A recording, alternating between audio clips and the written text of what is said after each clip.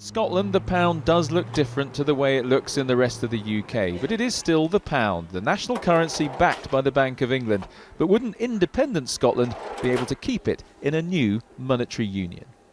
Today, the Governor of the Bank of England went to Scotland for the first time. He was very careful not to say if independence would be a good or a bad idea, but he did say that in another currency union, the Eurozone, governments know they are now having to give up some independence to make the system work. It's likely that similar institutional arrangements will be necessary to support a monetary union between an independent Scotland and the rest of the United Kingdom. Earlier, the Governor had met Alex Salmond. The response of Scotland's First Minister to worries about sharing the pound is, don't worry, it'll all be fine in the end. The key point is that it'll be in the interests of Scotland and of England, because of the trade flows that take place between both countries, in the interests of the Scottish and English people, for Scotland to retain the pound. That's in the best interests of the people of both countries, and that's why we've put it forward, and that's why we think it has substantial, indeed overwhelming public support, both north and south of the border.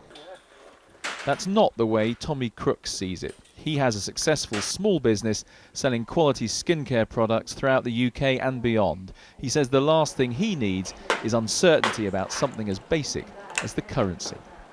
You know, we're coming out of a very, very hard recession and very, very hard economic times. Why challenge that? We are really enjoying some sort of stability now. The challenge to that could be extremely bad for business. And there is uncertainty. After independence, for instance, would the Bank of England be there to bail out a Scottish bank if necessary? In a currency union, would the Bank of England be the lender of last resort for an independent Scotland? Well, that